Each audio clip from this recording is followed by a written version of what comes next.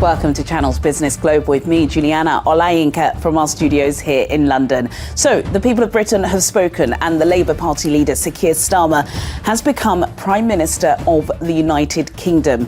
Just a few moments ago, Sir Keir met with King Charles III at Buckingham Palace. The stunning result followed a bruising 6-week campaign on a platform of change and renewal for the nation. Throughout today's show, I'll be joined by my colleague and our Downing Street correspondent, Simon Pusey, for early reactions, and Harry Burns, the Vice President of Crestview Strategy, who was the head of elections and campaign support for the Labour Party, will be joining me from Kigali, Rwanda, for some reactions much further away from these aisles. But first, the major headlines from the night. Labour has secured a landslide victory. At the time of this recording, they have won 411 seats, with the Conservatives reaching just 119. The party won in many of its target areas, such as the Scottish Central Belt and England's Red Wall. There were big gains for the Liberal Democrats, big losses for the Scottish National Party, and a handful of seats for Reform UK. Among the big winners and losers on the night, Tory big beasts, Liz Truss, former Prime Minister, Penny Mordaunt, former leader of the House of Commons, Grant Shapps, Defence Minister, Gillian Keegan and Jacob Rees-Mogg all lost their seats. Chancellor Jeremy Hunt held on, as did Ian Duncan-Smith and Oliver Dowden. Rishi Sunak won his constituency comfortably. Labour did not have everything its way, though, with the party losing votes to pro-Palestinian independence. As to be expected, Nigel Farage, Richard Tice and Lee Anderson won seats for Reform UK. Former Labour Party leader Jeremy Corbyn held on to his Islington seat despite his expulsion from Labour. George Galloway lost his seat in Rochdale. To talk about this and so much more, I was earlier joined in the studio by our Downing Street correspondent, Simon Pusey. Simon, the polls were consistent throughout, so no real surprises. But of course, that was all speculation. We've now got the result. Obviously, votes are still being counted. Sir Keir Starmer is our new Prime Minister. Really interesting headline in the Washington Post. They said that it was a campaign on mood rather than policy. I thought that was quite a good summary, actually. Yeah, I think so. I think we've been saying for a while that people are sort of fed up with the Tories now. It's been 14 years. And I think actually with any party that's in power for that long, people are going to want to change at some point, but maybe not quite as radically as people wanted to change here. So we were talking about the Tories having their biggest, their worst electoral campaign, and they have had exactly that. So we're currently on Labour on 411, Tories on 119. Labour projected to form the next government with a majority of 170, so that's a huge majority, which will, I think, hopefully give Sir Keir Starmer a little bit of leeway. When you have a small majority, when you first come in, it's quite hard to actually get stuff done. But this looks like it should be a big majority, and he'll be able to sort of put things into place. But yeah, it was a sort of 1,000 headlines last night with the number of Tories that were losing their seat. Former Prime Minister Liz Truss by just a couple of hundred, but she's out. Then you've got Grant Shapps, Jacob Rees-Mogg. These are big sort of hard hitters. Penny Mordaunt, leader of the House of Commons. Who could have been was a sort of, a lot of people were saying we're going to be future Prime Minister, and then the Lib Dems doing so well. They've had a good campaign, obviously, but 71, that's a record night for them. Rishi Sunak taking responsibility, saying the British people have delivered a sobering verdict tonight. There is much to learn, and I take responsibility for the loss. And he needs to, doesn't he? Because, he called the election when he did. Everything he seemed to do seemed to go terribly wrong. We had the D-Day thing. We had him talking about how he didn't have Sky when he was growing up, and it just seemed really sort of out of touch. It was out of touch. He's obviously driven back from North Yorkshire, where his constituency is. He could have lost his seat. He didn't. At least he saved face there. A really sobering drive. He's met with ministers, former ministers at CCHQ. He is going to deliver an address, and then we're going to be hearing, of course, from Sir Keir Starmer after he goes into Buckingham Palace to see the King. What do you think Sir Keir Starmer's going to say? Because a lot of people, Simon, are saying, yes, it was a wide victory. Very shallow, though. Yeah, well, basically what Sir Keir Starmer and Labour have done is been very smart in terms of the seats that they took on. So they don't have a huge majority in terms of the numbers, really, but they've won the seats. Yes. So they haven't won the seats by a whole load sometimes they've just scraped through, but they've got a lot of seats, and so that's what matters in electoral politics. They did the first past the post, they won smart, whereas Reform, which we'll speak about maybe later, they got lots of votes but didn't win many seats. So that's the problem which the Lib Dems have had so many years, is that they can win lots of votes, but that doesn't necessarily transfer into seats. So Labour haven't won a huge share of the vote, but they have got lots of seats, and that's really what counts. So yeah, Sir Keir Starmer, I think, delivering a good address, saying change begins now, saying it feels good, and it's hard to know really last night if there was anything that really went too badly. There were a few things, weren't there? Jeremy Corbyn's been elected, their former leader, as an independent. Jonathan Ashworth shocking, lost, Jonathan Ashworth, which is shocking. Yeah, but is that the it's Muslim community? It's a Gaza vote, yeah. And there was other ones which were pretty close there as well. They did win Rochdale back from George Galloway, but yeah, that Gaza vote is another sort of sub headline, really, isn't it? About a couple of things that Labour need to watch out for, because there's a big sort of Palestinian and Gaza movement, and they're holding them to account there. But the main headline is that Labour landslide, Tories really struggling, and who's the next leader? That's the next question, isn't it? Because Rishi Sunak's already said he's going to step down as leader, and not immediately. Not immediately, but there will be. We've already heard some victory speeches. Suella Braverman. People positioning themselves. Kemi Badenoch's already got her website up and running for. We've got a guest waiting on the line. Before we go to our guest, I do want to ask. You said Sir Keir Starmer pretty happy last night in Holborn. Of course he would be happy. Some saying it's going to be the shortest political honeymoon period in history. We've got the economy. He's not going to be able to stop the boats. There is no plane taking off to Rwanda. What is he going to do with illegal migration? Are women going to be safe in public spaces? How is he going to embrace the Muslim community who have fled Labour? There's a lot to juggle with. It's not going to be smooth sailing. Also, as well, a lot of these new MPs are brand new. But we're not going into a time where we've got much time. People are expecting the boats to stop on Monday, breakfast clubs on Wednesday, and on Friday for the economy to be booming. That's not going to happen. No, and so they've got to limit expectations, haven't they? So I wouldn't be surprised if in the next few days they talk about the terrible state the country's been left in by the Conservatives, how it's going to be a real slog, and just trying to set expectations with things like, taxes and various other policies that they may have talked about doing, but it's going to be really hard to do. The boats, for example, that's just not going to happen, as it were, in the summer. The boats are going to keep coming. There's still going to be more migration. And the economic situation is not going to improve that much. So I think it's sort of setting expectations for.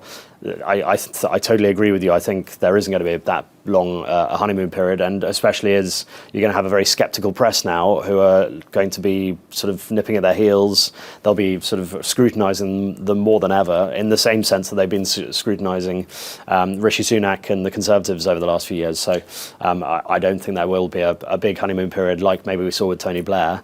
There isn't quite the same feeling. It was much more anti-Conservative sentiment, I think, this time around than maybe pro-Labour. Exactly. We'll be picking up more points after the break. Thanks, Simon. For more reacts, I'm now being joined by Harry Burns. He's the Vice President of Crestview Strategy and was once the Head of Elections and Campaign Support for Labour. Harry Burns, thank you for joining me on Channel's Business Global. I'm sure you've had more sleep than I have, because I don't think the UK election has rattled Rwandans as much as it's rattled us here in the UK. But just give us the story of the night from your perspective. Well, I think it's very clear to see that the British voters just wanted rid of the Conservatives. They were happy to vote tactically, to vote for whichever party they needed to vote for in their particular seat to get rid of the Conservatives after 14 years in power. I think one of the main stories of the night is the rejection of the main two parties, the embrace of smaller parties with Reform, who were the Brexit party, winning 4 seats, but also the Greens getting 4 seats, and a few independents coming from absolutely nowhere to take out some well-established political figures in the UK. So it goes to show that that British voters have had enough of the way things are, the status quo as it is. I think it's really important that you can agree that, of course, it doesn't appear to be necessarily a vote for Labour, but a rejection of the Conservative Party. So how do you think Sir Keir will be feeling? Of course, it's a huge, wide victory. Some say quite shallow, though. Yes. No, I mean, so firstly, you can't overestimate how difficult a task Sir Keir had when he took over after Jeremy Corbyn after 2019. He has done a fantastic job of repairing the Labour Party and getting themselves into a position where they can win this huge victory. But as you say, it's a very shallow victory in lots of ways. Labour won 2/3 of the seats with 1/3 of the votes. So when I was head of elections in 2017 for that Jeremy Corbyn campaign, Labour won almost 40% of the vote. So they won significantly more votes, so about 7% more than Labour were going to have won this time. But we won 200 less seats. That's because back then the electorate wasn't as fragmented as it is nowadays. But because Reform have siphoned off so many votes on the right wing of British politics, that allowed Labour to win seats with very, very small vote shares, some of the smallest vote shares you'll ever see somebody winning a parliamentary seat in the UK with. Let's talk about your old boss, Jeremy. He won last night in Islington, I believe, running under an independent party. What are your thoughts on that? Well, I'm not a huge fan of Jeremy Corbyn. I don't think that's a surprise to anybody that knows me. But I think that he clearly had a large personal vote in Islington North, and he managed to sustain that personal vote and retain the seat. But as I said, it speaks to the wider story of the night, which is the embracing of new parties and independents to voice concerns about issues such as Gaza. So we've seen Labour lose a number of seats to independents running, a pro-Gaza campaign, if you like, and pointing out their differences with the Labour Party on the Palestinian issue, and that shows that voters weren't particularly enamoured by the Labour Party. The Tories lost this election more than Labour won it, which allowed other independents and smaller parties to win in those particular seats. But also, I think it speaks to the tactical error that the Conservatives made in the run-up to the election by coming out and saying publicly over and over again that they can't win this election. They allowed everybody what I would deem a free vote. They're saying that it's not a choice between Labour and the Conservatives at this election because Labour have won. So you're free to go and vote for whoever you want to. Pick the party that most represents you and go and vote for them because the result is not in doubt. So I think that damaged the Conservatives in the long run. I think you'll hear from Sir Keir an acknowledgement that they haven't won with a huge share of the vote, and that a large proportion of the electorate voted for somebody else. So you're going to hear a lot of talk about unity, about coming together, about uniting around his national missions to repair the country and to get the country growing again. I think it's going to be trying to be a message of hope in what is it doesn't feel like a particularly hopeful time in the UK. Our public services haven't worked for a very long time. The country has felt like it's going backwards on many metrics. And so Starmer was going to try and re-energise the country and trying to get them to believe that that this change of government is going to lead in a change of direction for the country.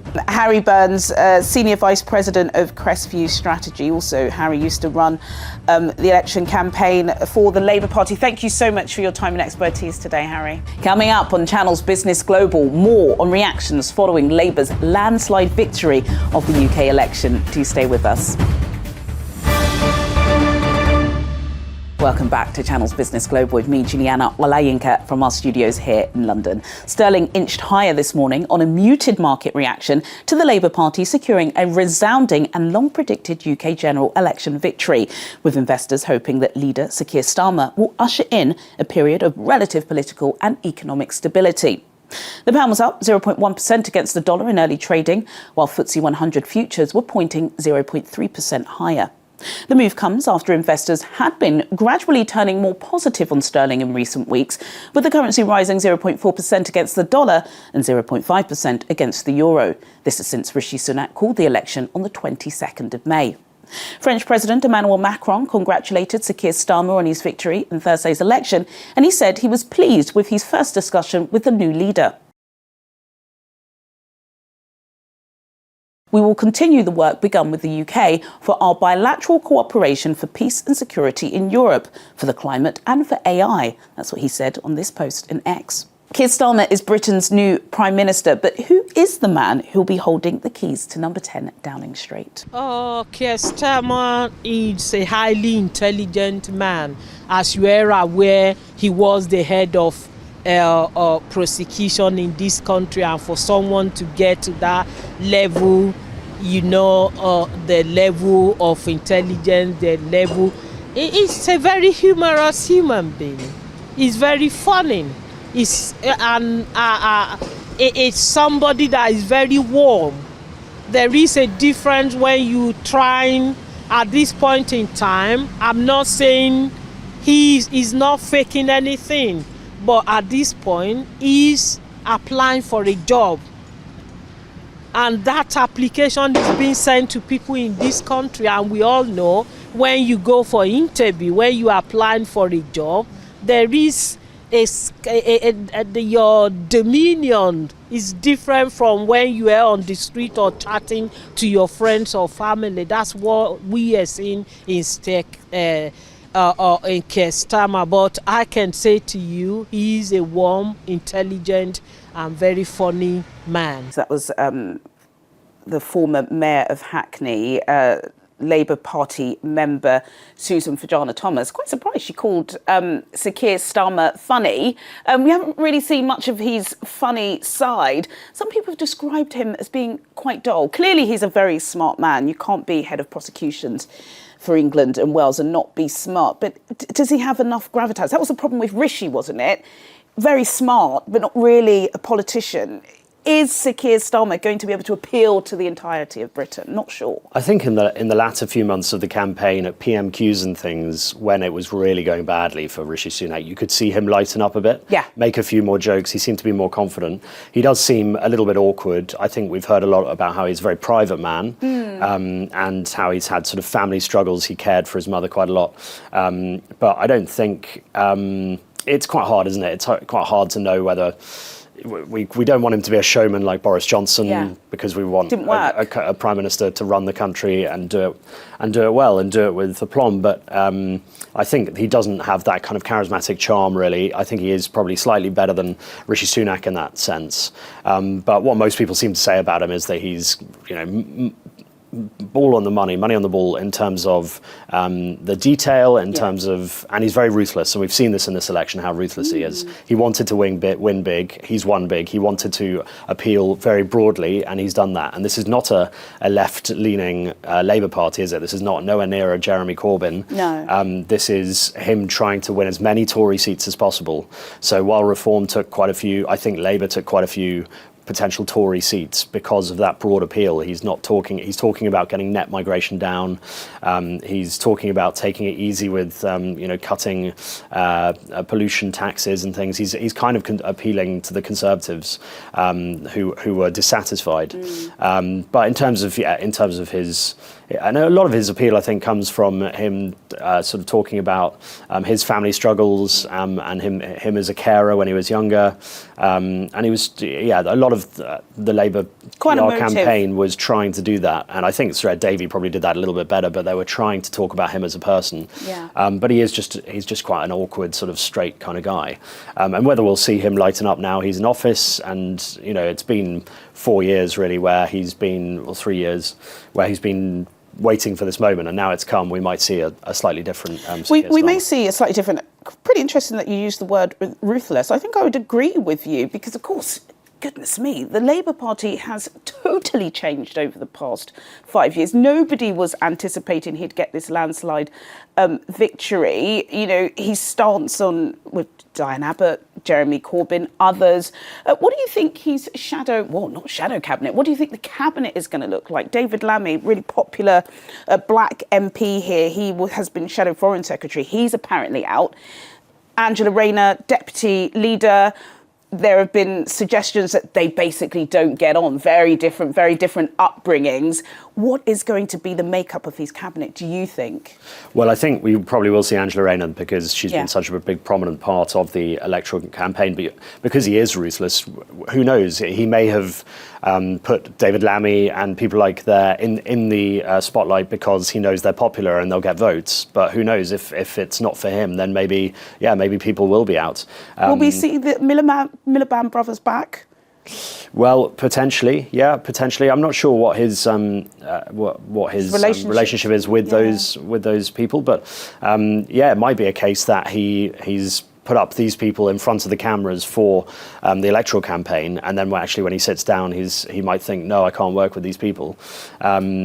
But it would be interesting. Also, must say, overall, I think we've never had more women MPs elected.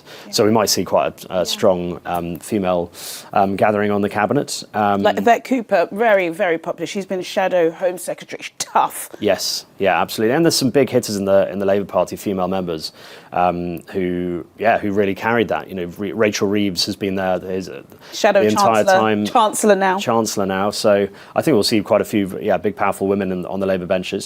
It'd be interesting to see if David Lammy's in. But Sir Keir keeps that kind of stuff close to his chest, doesn't he, in terms of who he gets on with and who he doesn't. It's quite hard to know. I suppose we'll be finding out this weekend.